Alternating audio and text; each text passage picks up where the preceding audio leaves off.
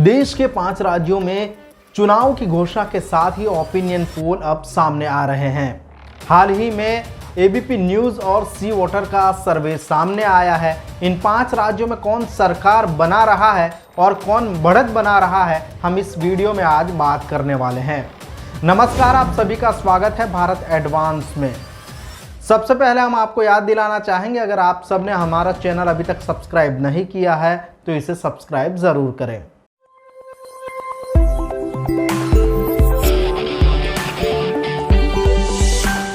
इन दिनों देश के 5 बड़े राज्यों में चुनाव की सुगबुगाहट देखने को मिल रही है। आज ही चुनाव आयोग ने इन सभी राज्यों में चुनाव की घोषणा कर दी है। मतदान की तारीख और मतगणना की तारीख का ऐलान किया है। वही ऐलान होते ही सभी जगह ओपिनियन पोल की अब बातें होने लगी है।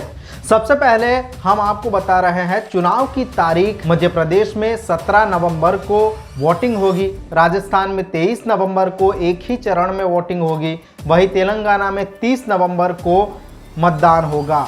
मिजोरम की बात की जाए तो यहाँ पर भी एक ही चरण में 7 नवंबर को मतदान की प्रक्रिया होगी। छत्तीसगढ़ की बात की जाए तो छत्तीसगढ़ में 2 चरणों में चुनाव होना है। यहाँ इलेक्शन कमीशन ऑफ इंडिया ने 2 चरणों में चुनाव करने का निर्णय लिया है। प्रथम चरण के लिए 7 नवंबर को और दूसरे चरण के लिए 17 नवंबर को वोटिंग होनी है। इन सभी 5 राज्यों में चुनाव की मतगणना की तारीख एक ही रखी गई है।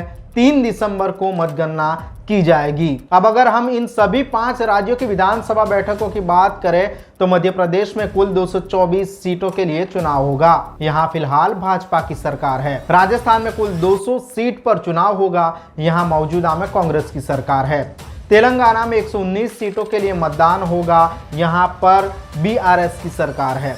मिजोरम छोटा राज्य है, यहाँ पर 40 बैठकों पर चुनाव होगा। वहाँ पर एमएनएफ की सरकार है। वहीं छत्तीसगढ़ की बात की जाए तो यहाँ 90 सीटों के लिए चुनाव होना है और यहाँ पर कांग्रेस की भूपेश बघेल की सरकार है।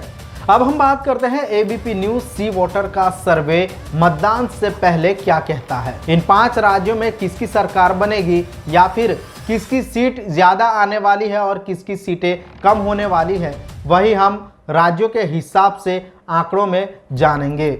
सबसे पहले बात करते हैं एमपी की, यानी कि मध्य प्रदेश की। यहाँ पर 224 सीटें हैं, जिसमें एबीपी न्यूज़ और सी वोटर ने कांग्रेस को 113 से 125 सीटें दी है। वही बीजेपी को 104 से 116 सीटें आ रही है। वही अन्य के खाते में 0 से 5 सीटें देखने को मिल रही है। राजस्थान की बात की जाए तो यहाँ 200 सीटों के लिए मतदान होना है। यहाँ पर एबीपी और सी वोटर का ओपिनियन पोल में कांग्रेस को नुकसान देखने को मिल रहा है। कांग्रेस को 64, वहीं बीजेपी को 132 और अन्य को 4 बैठकें आ रही है। यानी कि राजस्थान में बीजेपी की सरकार बनने को देखने को मिल रहा है। तेलंगाना की बात की जाए तो यहाँ पर एबीपी न्यूज़ और सी वोटर का सर्वे 119 सीटों के लिए जो सामने आया है, इसमें कांग्रेस को बढ़त देखने को मिल रही है। कांग्रेस को 48 से 60 सीट आ रही है। वही बीआरएस को भारी नुकसान हो रहा है। बीआरएस को 43 से 55 बैठकें मिल रही है। वही बीजेपी को 5 से 11 के बीच और अन्य के खाते में भी 5 से 11 के बीच बैठकें देखने को मिल रही है। मिजोरम की 40 सीटों की बात की जाए तो यहाँ पर एमएनएफ को नुकसान देखने को मिल रहा है। एमएनएफ यानी कि मिजोरम नेशनल फ्रंट, जो कि मौजूदा सरकार में है, उनकी सीटें यहाँ पर घट रही है। 13 से 17 सीटें हैं वो एबीपी न्यूज़ और सी वोटर दे रहा है। वही कांग्रेस को यहाँ पर फ़ायदा देखने को मिल रहा है। कांग्रेस 10 से 14 बैठकें ला रही है। वही जेडपीएम 9 से 13 और अन्य के खाते में 1 से 3 बैठकें जा रही है।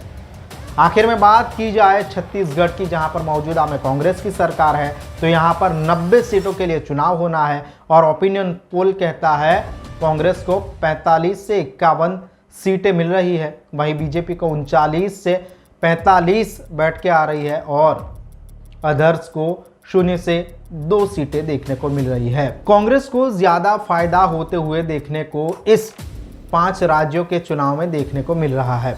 मध्य प्रदेश, तेलंगाना और छत्तीसगढ़ में कांग्रेस को बढ़त है। वहीं राजस्थान में भाजपा कांग्रेस से सत्ता छीन सकती है।